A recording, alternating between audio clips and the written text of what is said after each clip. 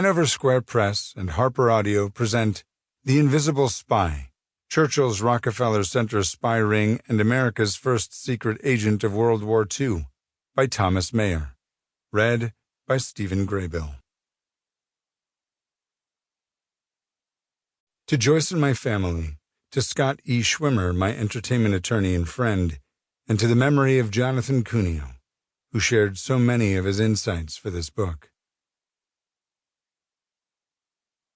I always like to keep out of sight. Anonymity is freedom.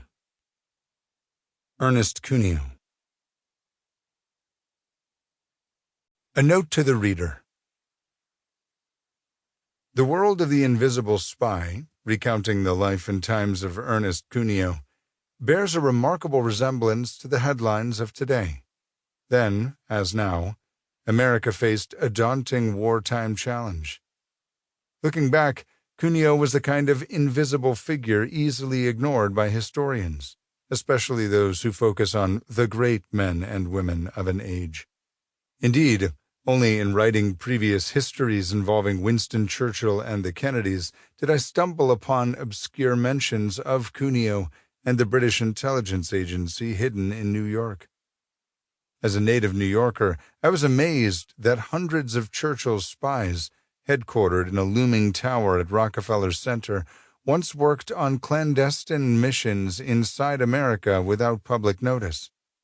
By actively helping the British as President Franklin D. Roosevelt's secret go-between, Cuneo became the first American spy of World War II.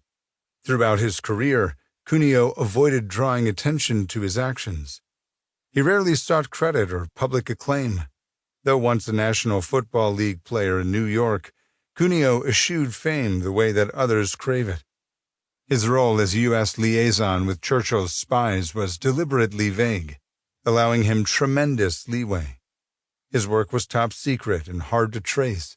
His future wife, a Canadian spy whom he met and romanced at Rockefeller Center, also kept silent. And so did their friends and colleagues, as though they were invisible as well. Cuneo was a spy in the broadest sense, with multiple duties and areas of influence. In some cases, he became involved in Sherlock Holmes-like sleuthing, calculating how to thwart the Nazis. More significantly, he worked closely with Churchill's intelligence agents in New York and Washington, placing numerous propaganda items in the American press or secretly influencing U.S. elections. With the Office of Strategic Services, OSS, America's first spy agency, Cuneo had his greatest impact, serving as its official intermediary with British and Canadian spies, the FBI, the Justice Department, and the White House. Later, during the Cold War, Cuneo was a willing source for the CIA, and so inspired his pal Ian Fleming that the former British secret agent dedicated one of his James Bond spy novels to him. While sifting through Cuneo's shadowy world, I even found documents suggesting that he received leaked information from former CIA Director Allen Dulles during the Warren Commission's investigation into the 1963 death of President John F. Kennedy.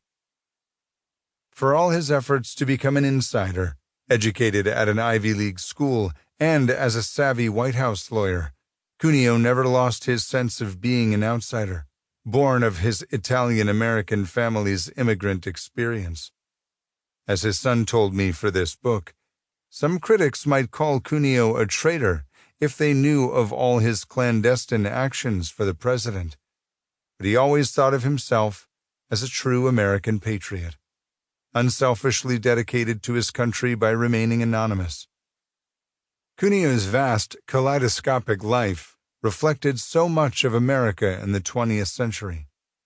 It provides a unique window into the worlds of U.S. presidential politics, undercover Nazi spies and Russian double agents, wartime strategizing between Churchill and Roosevelt, assassination attempts against Hitler and other enemies, compromat, sex, Hollywood, professional football, and the manipulation of American media during both World War II and the ensuing Cold War.